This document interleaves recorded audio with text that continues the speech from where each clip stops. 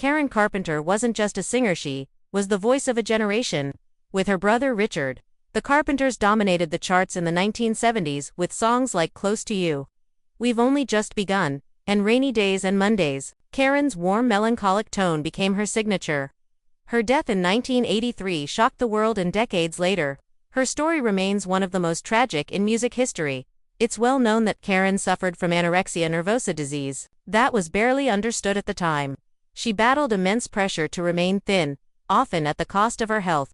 What fans didn't know was how isolated she truly felt. Fictional 2025 journal entries discovered in a private estate sale allegedly reveal her frustrations with industry expectations and her own family. Karen died on February 4, 1983, at just 32 years old. Official reports stated heart failure due to complications from anorexia. But in our fictional 2025 twist, a former associate of Karen's nutritionist released a secret audio recording of a session just days before her death. On it, Karen allegedly expressed fears that she was being given treatments without fully understanding their effects. Here's where the mystery deepens. In 2025, a collector purchased a storage unit in Connecticut believed to belong to a retired Carpenter's associate.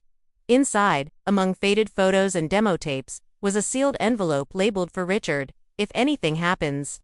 Though fictional, in this context, its contents were explosive: a handwritten letter from Karen, detailing her fear that someone close to her was hiding things about my health from me. Karen's treatment included the use of Ipecac Cerepa medication used to induce vomiting, which she reportedly used regularly.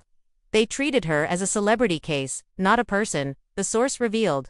Some now believe that long-term damage from Ipecac may have weakened her heart beyond repair. If true, it means her path to healing may have unknowingly hastened her demise. In the 1970s, there was almost no public discourse about eating disorders. The music industry preferred its stars to look perfect and remain silent. Karen, always reserved, kept her struggles private. In a fictional 2025 documentary called Thin Line, the Karen Carpenter story revisited, insiders suggest that managers and producers ignored red flags. Richard Carpenter, Karen's brother and musical partner, has always spoken with dignity about her loss. But in 2025, a fictional new interview reveals deeper sorrow than he'd ever previously shared. "I wish I'd asked more questions. I wish I had looked beyond the music," he said tearfully. He confirmed receiving fragments of Karen's lost writings and hinted at working on a posthumous project to honor her inner voice.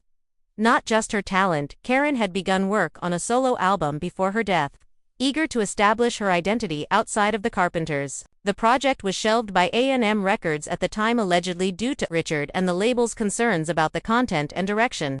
In 2025, it's rumored that the original studio tapes have been restored, and a fictional reissue is planned. For late this year, Karen Carpenter's fanbase remains as loyal as ever. After the 2025 revelations, an online petition gained traction calling for a formal investigation into her medical care and the pressure she endured from the music industry.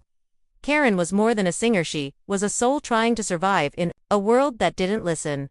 The petition states. In one of the fictional letters recovered in 2025, Karen wrote, "If I don't make it, please tell people I was trying. I wasn't giving up, I was just tired of being misunderstood." That line alone shattered hearts worldwide. Karen's story was never one of weakness, it was one of strength, persistence, and quiet pain. The mystery of Karen Carpenter's life and death wasn't just about what happened, but about what was ignored, hidden, or forgotten.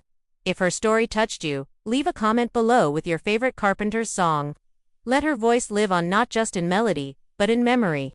Like, subscribe, and hit the bell for more emotional stories behind the music.